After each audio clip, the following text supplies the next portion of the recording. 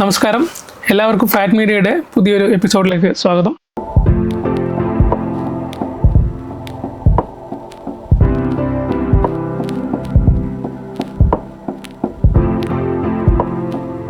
പക്ഷെ ഉൽപാദനത്തിൽ ഇറാനാണ് മുന്നിട്ട് നിൽക്കുന്നത്. ഏകദേശം ലോക വിപണിയുടെ 80 മുതൽ 90% ഇറാൻ തന്നെ ഉൽപ്പാദിപ്പിക്കുന്നു.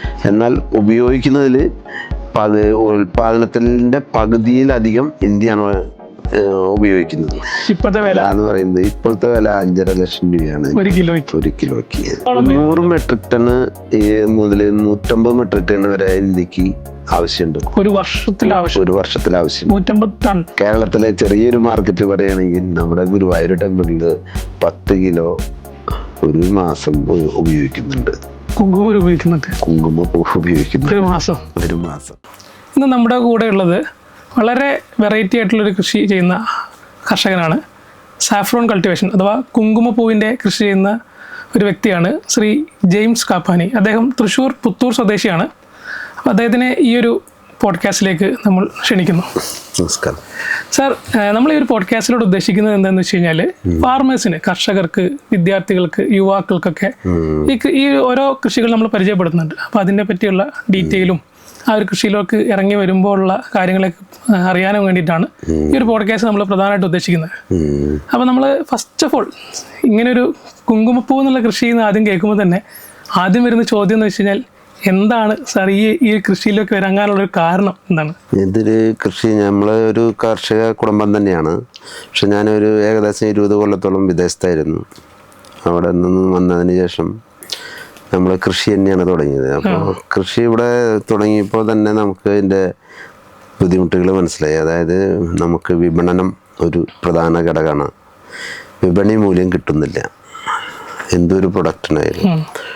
അപ്പോൾ വിപണി മൂല്യം കിട്ടണമെങ്കിൽ എന്ത് ചെയ്യണം എന്നുള്ളത് ആലോചിച്ചു. അപ്പോൾ ഞാൻ എൻ്റെ ഭാഗമായിട്ട് എക്സ്പോർട്ട് ചെയ്ത്, അതായത് ഇത് ഇവിടുന്ന് കയറ്റുമതി ചെയ്ത് കഴിഞ്ഞാൽ വിപണിക്ക് മൂല്യം കിട്ടും. അപ്പം നമ്മുടെ കയ്യിൽ അതിനനുസരിച്ചുള്ള പ്രൊഡക്റ്റുകളില്ല. അപ്പോൾ തുടക്കത്തിൽ മറ്റ് സ്ഥലങ്ങളിൽ നിന്നാണ് ഞാൻ കയറ്റുമതി തുടങ്ങിയത്. ബോംബെ നിന്നും മഹാരാഷ്ട്രയിൽ നിന്നാണ് തുടങ്ങിയത് പച്ചക്കറികൾ. അപ്പോൾ അതായത് നമ്മുടെ ഇവിടെ അതിനനുസരിച്ചുള്ള പച്ചക്കറികൾ നമുക്ക് ആവശ്യമുള്ളത് കിട്ടാത്തതുകൊണ്ടാണ് ഞാൻ അവിടേക്ക് പോയത്. തീർച്ചയായും പിന്നീട് തിരിച്ചു വരണമെന്നുള്ള, നമ്മുടെ നാട്ടിലെ പച്ചക്കറികൾ കയറ്റി അയക്കണം എന്നുള്ള ആഗ്രഹം തന്നെയാണ്. അപ്പോൾ അങ്ങനെ ചെയ്തുകൊണ്ടിരിക്കുമ്പോൾ നമുക്ക് ഞാൻ ഉദ്ദേശിക്കുന്ന പ്രൊഡക്റ്റുകളും ഇവിടുന്ന് കിട്ടുന്നില്ല. അപ്പോൾ എക്സ്പോർട്ട് മാർക്കറ്റിലാണെങ്കിൽ നമ്മൾ ഉദ്ദേശിച്ച രീതിയിലുള്ള ബിസിനസ് നടക്കുന്നില്ല. അതായത് ബോംബെ, മഹാരാഷ്ട്രയിൽ നിന്ന് പർച്ചേസ് ചെയ്യേണ്ടി വരുന്ന ബുദ്ധിമുട്ട് വരികയാണ് നമുക്ക്, നമ്മുടെ നാട്ടിൽ നിന്ന് കിട്ടുന്നില്ല. അപ്പോൾ നമ്മുടെ നാട്ടിൽ എന്ത് പ്രൊഡക്റ്റ് നമുക്ക് കയറ്റി അയക്കാമെന്നുള്ളതിനെ കുറിച്ച് ഞാൻ സ്റ്റഡി ചെയ്തു. അപ്പോൾ അതായത് നമ്മുടെ സ്വന്തം പ്രൊഡക്റ്റ് വേണം, ബൾക്ക് ക്വാണ്ടിറ്റിയും വേണം.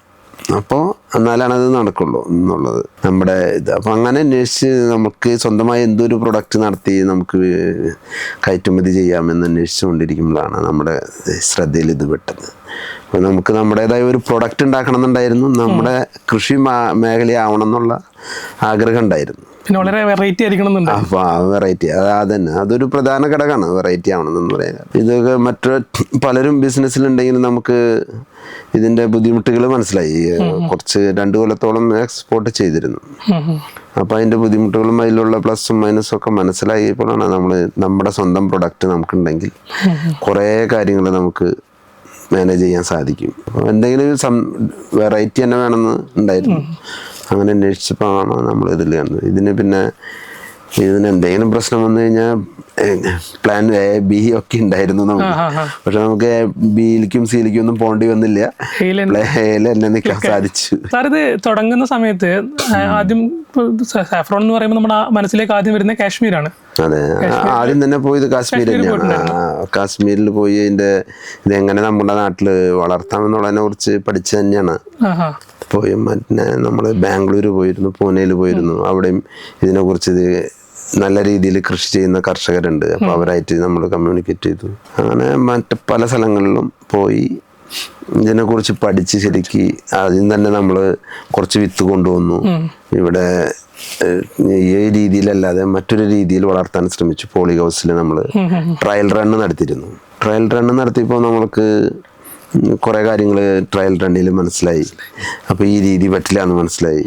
അപ്പോൾ അങ്ങനെ ആ രീതി ഉപേക്ഷിച്ച് തികച്ചും നിയന്ത്രിത കാലാവസ്ഥയിൽ തന്നെ നമ്മൾ കൊണ്ടുവന്നു. ഇപ്പം സാറ് പറഞ്ഞല്ലോ പോളിയോസിൽ ചെയ്യുന്നല്ലേ, പോളിയോസിൽ നിന്ന് മാറി ഇപ്പൊ നമ്മള് ഫുള്ളി ഇൻഡോർ ആയിട്ടാണ് ചെയ്യുന്നത് അല്ലേ? അതെ അതെ അതെ. ഇൻഡോർ ആയിട്ട് ചെയ്യാന്ന് പറഞ്ഞാൽ അതിന്റെ ഒരു സ്ട്രക്ചറും അതിന്റെ ഒരു ഘടനയൊന്നും അതിന് പഫ് പാനൽ ഉപയോഗിച്ചാണ് അതിന് റൂം സെറ്റ് ചെയ്യുന്നത്. അതായത് ഇത് റൂം സെറ്റ് ചെയ്യുന്നത് പഫ് പാനൽ വെച്ചാണ്.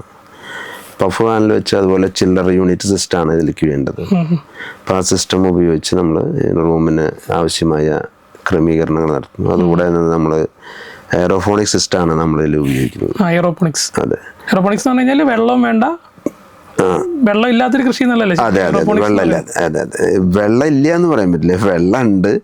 എയറിലൂടെ നമ്മൾ ഇതിനാവശ്യമായ വെള്ളം നൽകുന്നു. എയറിൽ മിസ്റ്റ് രൂപത്തിൽ മിസ്റ്റാണ് ശരിക്കും വരുന്നത്. മിസ്റ്റിൽ വെള്ളം ഉണ്ടല്ലോ തീർച്ചയായിട്ടും. അതെ, അപ്പോൾ അങ്ങനെ അതിലൂടെ നമുക്ക് ആവശ്യമായ ജലാംശം നൽകാൻ പറ്റും. അപ്പോൾ അത് നിരന്തരമായ അന്വേഷണ പരിശ്രമത്തിലൂടെയാണ് അത് മനസ്സിലായത്. അപ്പോൾ അങ്ങനെ മനസ്സിലായപ്പോൾ നമ്മൾ അത് ആ രീതി അവലംബിച്ചു. അത് നമുക്ക് 100% തന്നെ പറയാം, നമ്മൾ കൊണ്ടുവന്ന വിത്തുകളെല്ലാം തന്നെ വിരിഞ്ഞു. അപ്പോൾ അത് സന്തോഷമായി, നല്ല രീതിയിൽ വിരിഞ്ഞു. അപ്പോൾ അതിന് പിന്നെ അതിൽ കുറേ മെഷീനറീസും കാര്യങ്ങളൊക്കെ ഉണ്ട്. കറക്റ്റായിട്ട് നമ്മൾ കാശ്മീരിൽ എങ്ങനെയാണോ വളരുന്നത് അതേ മൂലകങ്ങളും അതേ കാലാവസ്ഥയും കാര്യങ്ങളെല്ലാം നമ്മൾ ആർട്ടിഫിഷ്യലായിട്ട് നിയന്ത്രിക്കുകയാണ് ചെയ്യുന്നത്. പിന്നെ ഇതിൻ്റെ പ്രത്യേകത എന്ന് വെച്ചാൽ ഇത് നമുക്ക് ഇന്ത്യയിൽ എവിടെ ഇരുന്നും നമുക്ക് നിയന്ത്രിക്കാൻ സാധിക്കും. ഫുള്ളി ഓട്ടോമേറ്റഡ് ആണ്. അപ്പോൾ അതെന്താ ഗുണമെന്ന് വെച്ച് കഴിഞ്ഞാൽ നമ്മളവിടെ ആവശ്യമില്ല. ലേബർ കോസ്റ്റ് ആണ് എല്ലാ കൃഷിക്കും ഭയങ്കര. ഇതിന് ലേബർ കോസ്റ്റ് അല്ലാത്ത കോസ്റ്റ് ധാരാളം ഉണ്ട്, പക്ഷെ ലേബർ കോസ്റ്റ് ഇതിന് വളരെ കുറവാണ്. ഇനീഷ്യലായിട്ട് ഉള്ള കോസ്റ്റേ വരുന്നുള്ളൂ.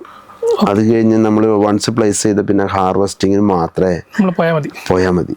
അപ്പോൾ ഹാർവെസ്റ്റിങ് എല്ലാവർക്കും സന്തോഷം തരുന്നതാണ്. പൂക്കൾ പറിക്കുക എന്നുള്ളത് നമ്മൾ രാവിലെ കുറച്ച് സമയം സ്പെൻഡ് ചെയ്തു, വൈകിട്ട് കുറച്ച് സമയം സ്പെൻഡ് ചെയ്തു. എല്ലാ ദിവസവും വേണമെന്നില്ല, ഇടവിട്ട ദിവസങ്ങളിൽ 20 ദിവസമാണ് ഇതിൻ്റെ ഹാർവെസ്റ്റിങ് വരുന്നുള്ളൂ. 20 ദിവസത്തോടുകൂടി ഹാർവെസ്റ്റിങ് കഴിയും. സാറേ, നമ്മൾ പറഞ്ഞതിനകത്ത് ഇപ്പൊ പെട്ടെന്ന് കേൾക്കുന്ന ആൾക്കാർക്ക് ഇതിനകത്ത് ഈ സ്ട്രക്ചറിനെ പറ്റി കൃത്യമായ ധാരണ കിട്ടില്ല. നമ്മൾ കാശ്മീരിൽ എടുത്തു കഴിഞ്ഞാൽ കാശ്മീരിൽ നമുക്കില്ലാത്ത കാലാവസ്ഥ എന്ന് പറഞ്ഞാൽ തണുപ്പുണ്ട്. അവിടുത്തെ ഹ്യൂമിഡിറ്റി എന്ന് പറഞ്ഞാൽ അന്തരീക്ഷത്തിലുള്ള ആ ഒരു ഈർപ്പം, അതുപോലെ തന്നെ അവിടുത്തെ സോയില്, ന്യൂട്രിയൻസ്, പിന്നെ അങ്ങനെയുള്ള കുറെ ഘടകങ്ങളുണ്ടല്ലോ. അപ്പൊ അതിന് ഓരോന്ന് പറയുന്നത് ഇപ്പൊ സാറിപ്പോ പറഞ്ഞു ഇൻഡോറിൽ പഫ് പാനൽ വെച്ചിട്ടുള്ള ഒരു ചെറിയ റൂം ഉണ്ടാക്കിയിട്ടുണ്ട്. എത്ര സ്ക്വയർ ഫീറ്റ് ഉള്ള റൂമായിരിക്കും? 150 സ്ക്വയർ ഫീറ്റിന്റെ റൂം ഉണ്ട്. അതിൽ ഈ ഹ്യൂമിഡിറ്റിയും ടെമ്പറേച്ചറൊക്കെ കൺട്രോൾ ചെയ്യാനായിട്ടുള്ള ഒരു ഡിവൈസസ് ഒക്കെ എങ്ങനെയാണെന്നുള്ള ഒന്ന് വ്യക്തമാക്കിയിട്ടൊന്ന് പറയാമോ? കേൾക്കുന്ന ആൾക്കാർക്ക് പെട്ടെന്ന് കൺവേ ആവണം. അതായത് നമ്മൾ മിസ്റ്റ് അല്ലെങ്കിൽ ഹ്യൂമിഡിറ്റി കൺട്രോൾ ചെയ്യാൻ വേണ്ടി ഹ്യൂമിഡിഫയർ എന്ന ഡിവൈസാണ് ഉപയോഗിക്കുന്നത്. അപ്പോൾ അത് നമ്മൾ ഉപയോഗിച്ചിട്ടുണ്ട്. അത് കഴിഞ്ഞ് ഹ്യൂമിഡിറ്റി ഇൻ കേസ് അധികമായി കഴിഞ്ഞാൽ നമ്മൾ ഡീഹ്യൂമിഡിഫയർ ഉപയോഗിക്കും. അപ്പോൾ ഹ്യൂമിഡിറ്റി കുറയ്ക്കാൻ. അതുപോലെ തന്നെ അതിൽ പിന്നെ നമ്മൾ മറ്റെല്ലാ പാരാമീറ്റേഴ്സും നമ്മൾ മെയിൻറ്റെയിൻ ചെയ്യണം തീർച്ചയായിട്ടും. അതെല്ലാം കൺട്രോൾ ചെയ്യാൻ ഇനിമേഷനുള്ള ഓക്സിജൻ വേണം, ഓക്സിജൻ സപ്ലൈ ചെയ്യണം. ഡിവൈസ് ഉണ്ട്. ഓക്സിജൻ നമുക്ക് കാർബൺ ഡൈ ഓക്സൈഡ് കളയാനും. അപ്പോൾ അങ്ങനെ ഇതിലുള്ള വരുന്ന കുറേ പാരാമീറ്റേഴ്സ് നമ്മൾ എടുത്തും കളയും വേണം, സപ്ലൈ ചെയ്യും വേണം. അതുപോലെ തന്നെ വെളിച്ചം വളരെ പ്രധാനമാണ്. എല്ലാ ചെടികൾക്കും വളരാനായിട്ട് സൂര്യപ്രകാശം അത്യന്താപേക്ഷിതമാണ്. അപ്പോൾ ഈ ചെടിക്കും നിർബന്ധമായിട്ടും സൂര്യപ്രകാശം വേണം. അതിന് നമ്മൾ UV ലൈറ്റാണ് പ്രൊവൈഡ് ചെയ്യുന്നത്. UV ലൈറ്റിന് അതിനൊരു പ്രത്യേക രീതിയിൽ ക്രമീകരിച്ച് കഴിഞ്ഞാൽ ഇതിനാവശ്യമായ സൂര്യപ്രകാശം കിട്ടുകയാണ് അനുയോജ്യമായ രീതിയിലുള്ളൂ. എന്നാൽ ചൂടുണ്ടാവില്ല. ചൂടില്ലാതെ തന്നെ നമുക്ക്. ഞാനൊന്ന് ഇടപെട്ടോ സാർ, നമ്മൾ ഈ ലൈറ്റ് എന്ന് ഉദ്ദേശിച്ചത് ഗ്രോ ലൈറ്റ് അല്ലേ? നമ്മൾ സാധാരണ ഹൈഡ്രോപോണിക്സിലൊക്കെ ഉപയോഗിക്കുന്ന ഗ്രോ ലൈറ്റ് ആണ്, പല കളേഴ്സിലുള്ളത്.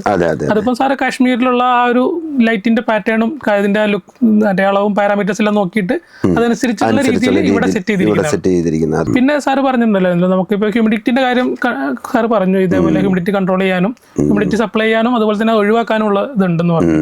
പിന്നെ പറഞ്ഞൊരു മെത്തേഡ് എയറോപോണിക്സ് ആണെന്ന് പറഞ്ഞു. എയറോപോണിക്സ് എന്ന് പറഞ്ഞാൽ നമ്മളിപ്പം ട്രേ ട്രേയിലാണ് അല്ലേ ഞങ്ങളിപ്പം ഈ വീഡിയോസിലൊക്കെ കുറെ പേര് കണ്ടിട്ടുണ്ടാവും. ഈ സിസ്റ്റത്തിനെയാണ് എയറോഫോണിക്സ് എന്ന് ഉദ്ദേശിക്കുന്നത്. ഈ ഇതിനെല്ലാം ഈ ഒരു സിസ്റ്റത്തിനെയാണ് എയറോഫോണിക്സ്, അതായത് ഹ്യൂമിഡിറ്റി കൺട്രോൾ ചെയ്യുന്നതും അതുപോലെ തന്നെ ലൈറ്റ് കാര്യങ്ങളെല്ലാം കൊടുത്തിട്ടുള്ളതിനാണ് എയറോഫോണിക്സ് സിസ്റ്റം എന്ന് പറയുന്നത്. നമ്മളിപ്പോൾ സാർ ഒരു കോമൺ ആയിട്ടുള്ള ഡൗട്ടാണ്, ഇപ്പം കാശ്മീരിൽ ഇപ്പോൾ ഇത് ഒരു ഡ്രൈ ആയിട്ടുള്ള ലാൻഡിൽ വളരുന്ന സംഭവമാണ്. അത് സോയിലാണ് ഉണ്ടാവുന്നത്. സാർ എന്തായാലും ഇതിനെപ്പറ്റി പഠിച്ചിട്ടുണ്ടാവും. അപ്പം ആ സോയിലിൽ വളരുന്ന ആ ഒരു ബൾബ്, അതായത് നമ്മളിപ്പം കുങ്കുമത്തിന്റെ വിത്ത് എന്ന് പറയുന്നത് അതിന്റെ കോമാണ് അല്ലെ, കോം എന്ന് പറയുന്നത് കിഴങ്ങാണ്.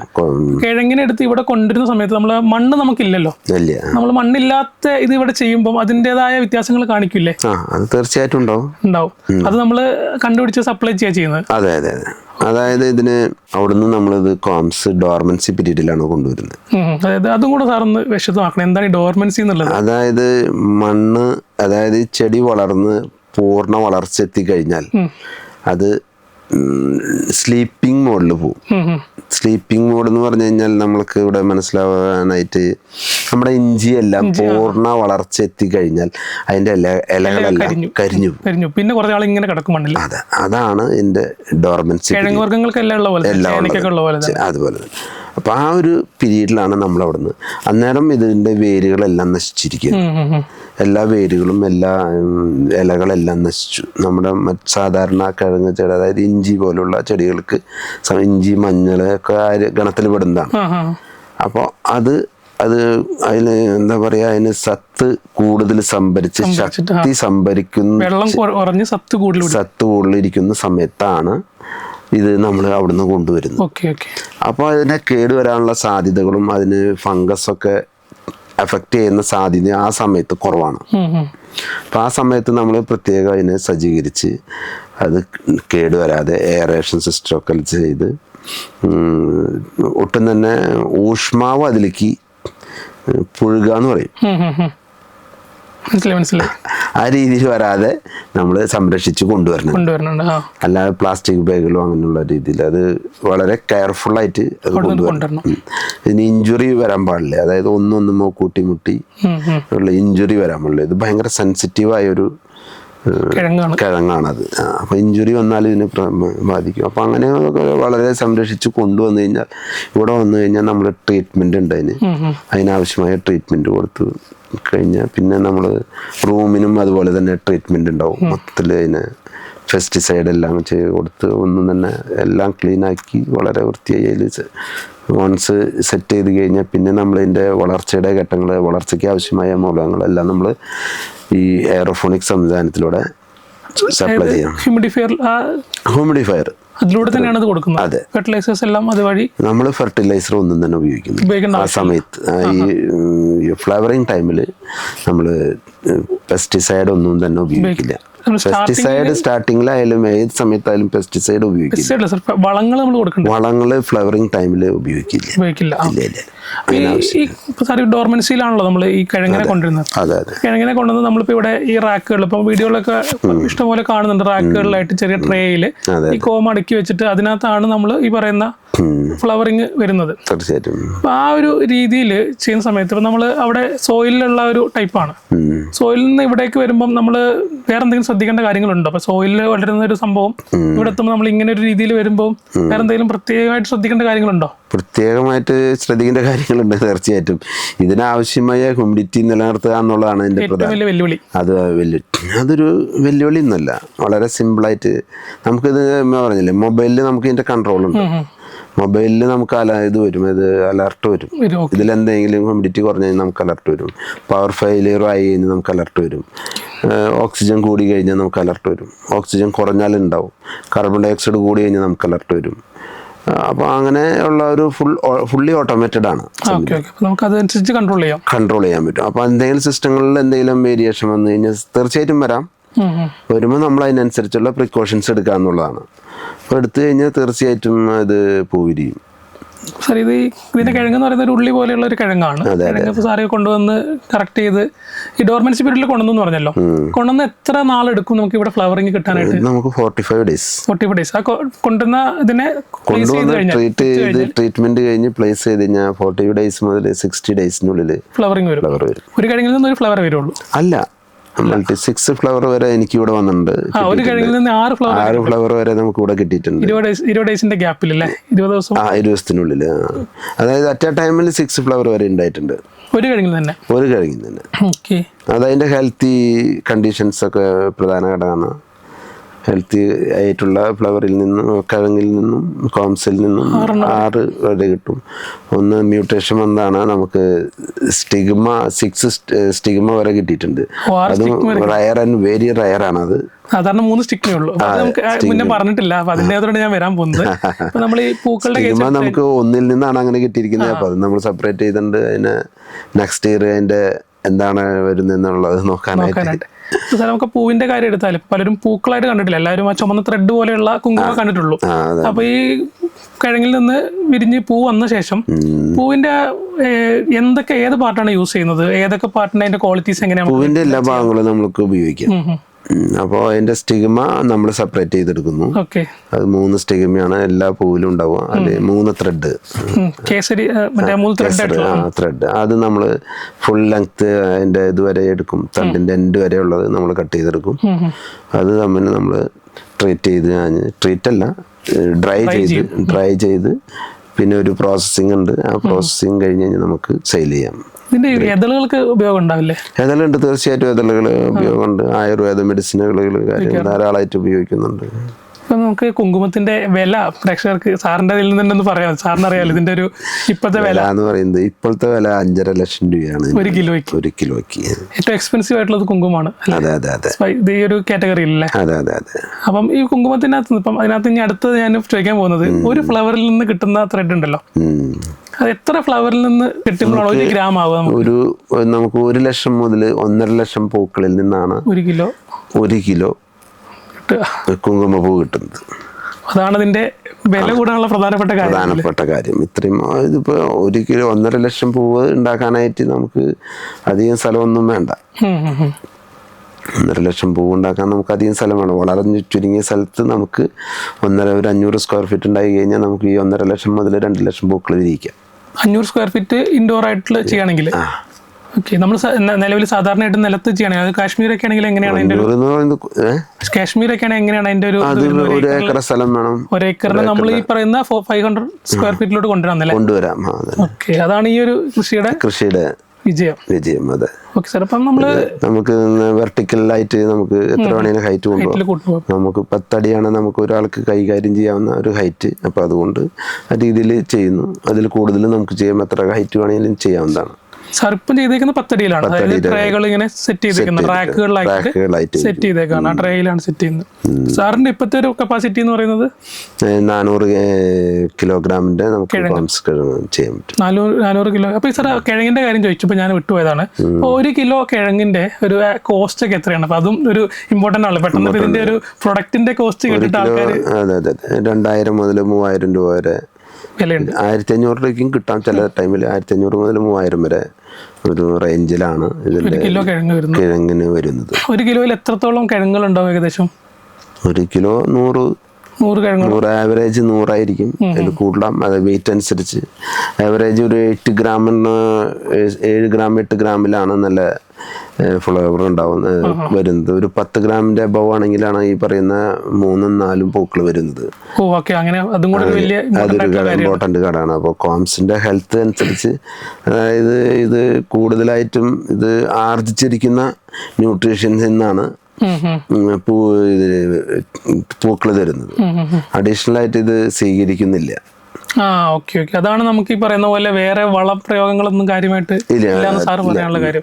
ഈ ഇതിൽ സ്റ്റോർ ചെയ്തിരിക്കുന്ന വളം തന്നെയാണ് പിന്നെ ആ ഗ്രോത്ത് വന്ന് ഫ്ലവർ ചെയ്യാനുള്ള ഇതായിട്ട് യൂസ് ചെയ്യുന്നത്. ഓക്കെ സാർ, ഇത് ഏതെങ്കിലും ഒരു പ്രത്യേക സ്ഥലത്ത് ഇപ്പം നമ്മൾ വായിക്കുമ്പോ ഒരു പ്രത്യേക സ്ഥലങ്ങൾ പറയുന്നുണ്ട് കാശ്മീരിൽ എല്ലായിടത്തും ഈ പറയുന്നത്?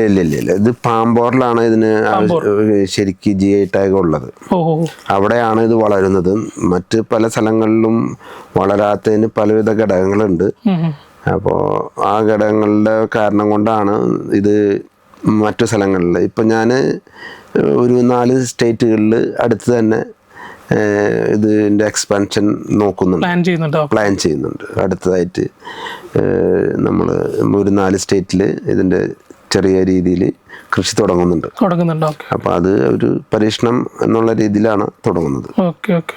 അതുപോലെ തന്നെ കേരളത്തിലും മറ്റ് പല ജില്ലകളിലും നമ്മൾ തുടങ്ങുന്നുന്നുണ്ട്. തൃശ്ശൂരിൽ ഇപ്പോൾ നമ്മുടെ അറിവിൽ സാറ് മാത്രമാണ് ചെയ്യുന്നത്? അല്ല, മറ്റൊരാൾ കൂടെ തുടങ്ങുന്നുണ്ട്. അതിന്റെ ഓൺ പ്രോസസ്സിങ് നടന്നുകൊണ്ടിരിക്കുന്നു. നിലവിൽ സാറ് സപ്ലൈ? അതെ, ഞാൻ തന്നെയാണ് സപ്ലൈ ചെയ്യുന്നത്. Okay okay. സാർ പിന്നെ അടുത്തൊരു കാര്യം, ഇപ്പോൾ നമുക്കിപ്പം ഈ കുങ്കുമപ്പൂവിനകത്ത് എല്ലാവർക്കും ഉള്ളൊരു കൺസേൺ ആണ്. പിന്നെ ഇതിൻ്റെ നമ്മൾ പ്രൊഡക്ട്സ് ഫ്ലവർ കട്ട് ചെയ്തു, ഇതിൻ്റെ ത്രെഡൊക്കെ എടുത്തു കഴിഞ്ഞു, ഇതിൻ്റെ ഒരു ക്വാളിറ്റി എങ്ങനെയാണ്? കാശ്മീരിലെ സെയിം കാലാവസ്ഥ നമ്മളിവിടെ ക്രിയേറ്റ് ചെയ്തിട്ടാണ് ചെയ്യുന്നത്. സാർ ക്വാളിറ്റിനെ പറ്റി ഇതിനെ ചെക്ക് ചെയ്തിട്ട് എങ്ങനെയാണ് അതിനകത്തുള്ള ഒരു ക്വാളിറ്റി വരുന്നത്? നമുക്ക് നല്ല ക്വാളിറ്റി ഇവിടെ പ്രൊവൈഡ് ചെയ്യാൻ സാധിക്കും. കാരണം എന്ന് വെച്ച് കഴിഞ്ഞാൽ നമ്മൾ തികച്ചും കൺട്രോൾ ചെയ്തിട്ടാണ് നമ്മളിവിടെ ചെയ്യുന്നത്. അപ്പോൾ ഏതൊക്കെ എല്ലാ ചെടികൾക്കും എന്തെങ്കിലും കുറവുണ്ടെങ്കിൽ നമുക്കിവിടെ ബൂസ്റ്റ് ചെയ്ത് കൊടുക്കാനുള്ള സംവിധാനമുണ്ട്.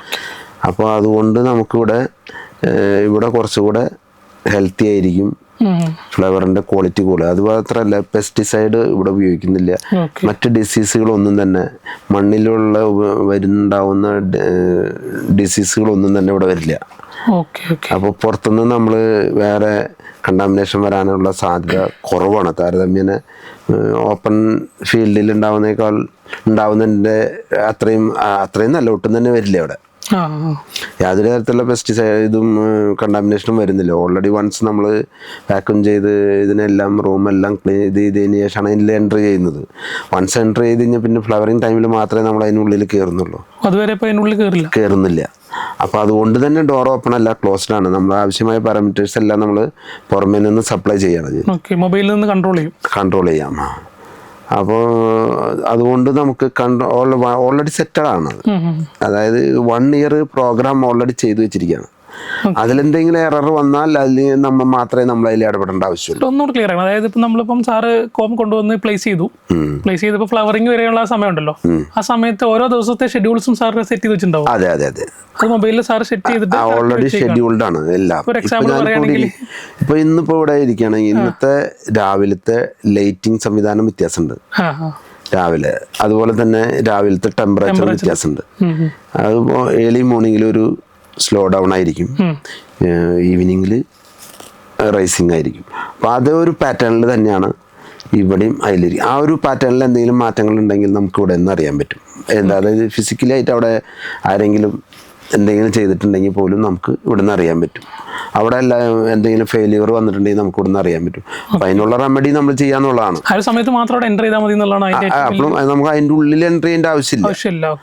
നമുക്ക് പുറമേ ഉള്ള എക്യുപ്മെന്റ്സ് ആണ്. നമ്മൾ അതിൽ എന്തെങ്കിലും ഇഷ്യൂസ് വന്നെങ്കിൽ നമ്മളത് നിയന്ത്രിക്കാൻ വേണ്ടി ചെയ്യാന്നുള്ളത്. അപ്പോൾ അതിൻ്റെ ഉള്ളിൽ കയറേണ്ട ആവശ്യം വരുന്നില്ല. സാർ ഈ പറഞ്ഞ കാര്യം പറഞ്ഞപ്പോഴാണ്, സാറിന്റെ ഒരു പാസ്റ്റർ സാർ ഗൾഫിൽ വർക്ക് ചെയ്തെന്ന് പറഞ്ഞു. അവിടെ സാർ വർക്ക് ചെയ്തൊരു മേഖല എന്റെ അഭിപ്രായത്തിൽ അതാണ് ഇതിനകത്ത് എയർ കണ്ടീഷനിങ്. അവിടെ ഡിഫൻസിലായിരുന്നു.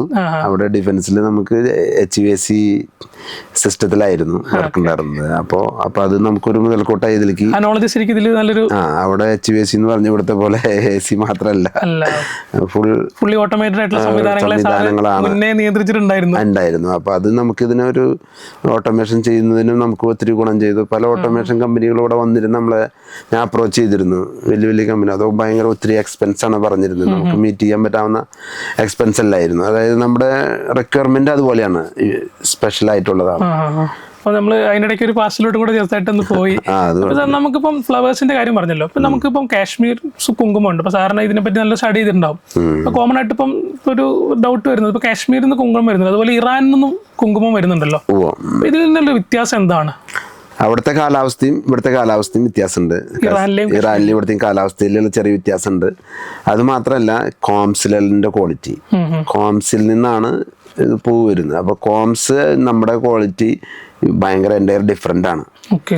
അപ്പോൾ അതുകൊണ്ട് ഇതിൻ്റെ സ്മെല്ലും ഇതിൻ്റെ സൗരഭ്യം, അതായത് കാഴ്ചയും സ്മെല്ലാണ് ഇതിൻ്റെ കൂടുതൽ. പിന്നെ ഈ പറഞ്ഞ ന്യൂട്രീഷൻ വാല്യൂവും വളരെയധികം വ്യത്യാസമുണ്ട്. അപ്പം അതുകൊണ്ട് നമ്മുടെ കാശ്മീരിലെ കുങ്കുമത്തിൻ്റെ പകുതി വില പോലും ഇറാനിലെ കുങ്കുമത്തിനില്ല എന്നത്.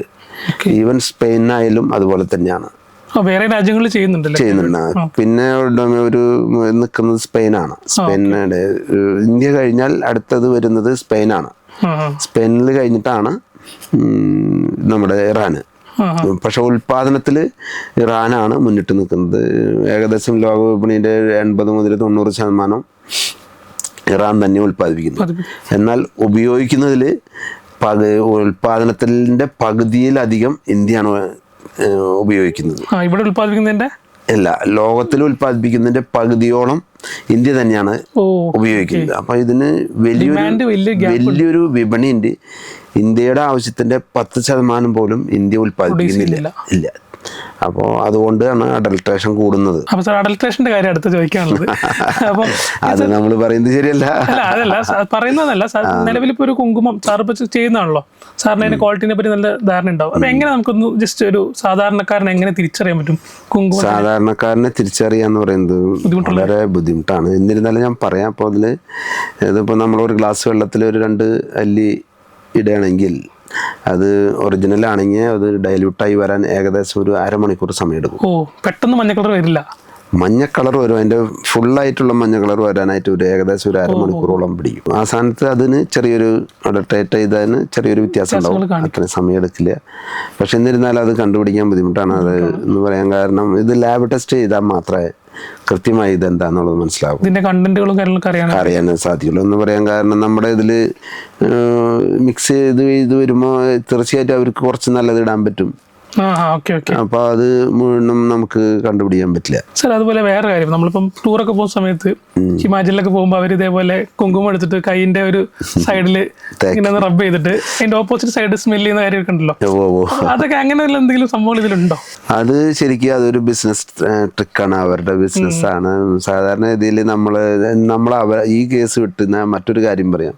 നമ്മള് മൂന്നാറിൽ പോയി കഴിഞ്ഞാൽ നമുക്ക് നല്ല തേയില കിട്ടുന്നുണ്ടെന്ന് പറയുന്നു. നമ്മുടെ നാട്ടിലുള്ളത് നമുക്ക് കിട്ടുന്നുണ്ടോ? അതേപോലെയാണല്ലേ. പിന്നെ മറ്റൊരു കാര്യം, നമുക്ക് നല്ല ചെമ്മീന് നമ്മുടെ നാട്ടിൽ നിന്ന് നല്ലോണം ഇവിടെ ചെമ്മീൻ കിട്ടുന്നുണ്ട്. പക്ഷെ തൃശ്ശൂർ മാർക്കറ്റില് ചെമ്മീനുണ്ടോ? ഇല്ല. അത് തന്നെയാണ് ഈ സാഫ്രോണിന്റെ കാര്യത്തിൽ സംഭവിക്കുന്നത്. സാഫ്രോണിന്റെ കാര്യത്തിലും അത് തന്നെയാണ് സംഭവിക്കുന്നത്. സാർ അടുത്തൊരു സംഭവം എന്ന് വെച്ച് കഴിഞ്ഞാല് ഈ GI ടാഗിന്റെ കാര്യമാണ്. ഇപ്പൊ കാശ്മീരിൽ GI ടാഗ് കിട്ടിയിട്ടുണ്ട് കുങ്കുമത്തിന്.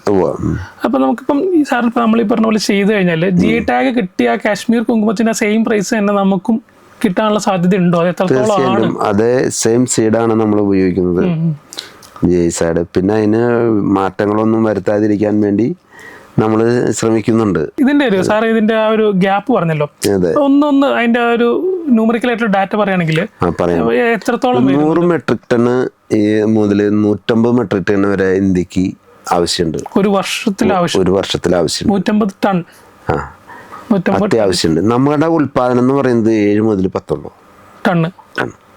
ഓക്കെ, അതാണ് അതിന്റെ ഗ്യാപ്പ്. അത്രയും വലിയൊരു ഹ്യൂജ് ഗ്യാപ്പാണ്. പിന്നെ ഒരു നമ്മുടെ മാർക്കറ്റിന്റെ ഞാനൊരു ഇത് പറയാൻ നിങ്ങൾക്ക് വേണ്ടിയിട്ട്, കേരളത്തിലെ ചെറിയൊരു മാർക്കറ്റ് പറയുകയാണെങ്കിൽ നമ്മുടെ ഗുരുവായൂർ ടെമ്പിളിൽ 10 കിലോ ഒരു മാസം ഉപയോഗിക്കുന്നുണ്ട്. കുങ്കുമപ്പൂ ഉപയോഗിക്കുന്നുണ്ട് ഒരു മാസം. അത്രയും വലിയ മാർക്കറ്റ് കേരളത്തിലുണ്ട്. അപ്പൊ അതിൽ നിന്നും ഇന്ത്യയിൽ എത്രത്തോളം അറിയാവുന്ന കാര്യമുള്ളൂ.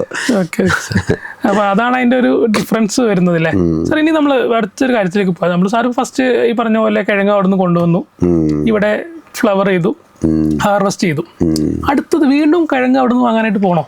നമ്മളിനി കിഴങ്ങ് ഉൽപാദനം ഇവിടെ തന്നെ നടത്തുന്നുണ്ട്. അതിനെ പറ്റി ഒന്ന് വിശദമാക്കാമോ? കിഴങ്ങ് ഉൽപാദനം തികച്ചും വ്യത്യസ്തമായ രീതിയിലാണ് നടത്തുന്നത്. നമ്മൾ മണ്ണ് ഉപയോഗിക്കുന്നുണ്ട്. അതെ, മണ്ണിലാണ് കിഴങ്ങ് ഉൽപാദനം നടത്തുന്നത്. അതാണ് ഒരു ഡൗട്ട് ഉണ്ടായിരുന്നത്. കാരണം ഫുള്ളി ട്രേയിൽ വെച്ചിട്ട് ഇത് ചെയ്യുമ്പോൾ എങ്ങനെ കിഴങ്ങ് സാറ് രണ്ടാമത് ഉൽപ്പാദിപ്പിക്കുന്നുള്ളത്? അതെ, അപ്പൊ അതിൽ മണ്ണിന്റെ മീഡിയത്തിലാണ് നമ്മൾ കിഴങ്ങ് ഉൽപാദനം. വൺസ് നമ്മൾ കിഴങ്ങ് ഉൽപാദനത്തിന് അത് മാത്രം എയറോഫോണിക്സ് മാത്രം പോരാ, ഹൈഡ്രോഫോണിക്സും സിസ്റ്റം ഉപയോഗിക്കേണ്ടി വരും. എയറോഫോണിക്സ് കൊണ്ട് മുഴുവനും നമുക്ക് കവർ ചെയ്ത് പോകാൻ പറ്റില്ല. മണ്ണിൽ തന്നെയാണ് അത് കിഴങ്ങിന്റെ ഡെവലപ്മെന്റ് ചെയ്യുക. അതെ, മണ്ണിൽ തന്നെയാണ്. അപ്പൊ സാറിന് ഇപ്പം ഈ ഒരു ഫസ്റ്റ് ടൈം കിഴങ്ങ് കൊണ്ടുവന്ന് കൃഷി ചെയ്തു, ഇൻഡോറിൽ കൃഷി ചെയ്തു, എന്നിട്ട് ആ ബാക്കി വരുന്ന കിഴങ്ങിനെ എടുത്ത് രണ്ടാമത്തെ സീസണിലേക്ക് വേണ്ടി തയ്യാറാക്കണമല്ലോ. അതിന് എത്ര സമയം വരുന്ന ഏകദേശം? അതിന് ആഫ്റ്റർ ഫ്ലവറിങ്ങിന് ശേഷം നെക്സ്റ്റ് ഇതിന്റെ സൈക്കിൾ എന്ന് പറയുന്നത് 1 വർഷമാണ്. എല്ലാ ചെടികളും ഇല്ല, സാധാരണ നോർമൽ ചെടികളുടെ പോലെ 1 വർഷമാണ് അതിന്റെ സൈക്കിൾ. അതില് 3 മാസം പൂക്കളുണ്ടാവുന്ന കാലം, 2 മാസം ചെടി വളരുന്ന കാലം, 4 മാസം കിഴങ്ങുണ്ടാവുന്ന കാലം, ഓക്കെ 3 മാസം ഇത് ഉറങ്ങുന്ന കാലം. അതാണ് ഡോർമൻസി എന്ന് പറഞ്ഞത്. അതെ, ഓക്കെ. അങ്ങനെ 1 ഇയർ പീരീഡാണ് ഇതിന്റെ വരുന്നത്. ഓക്കെ.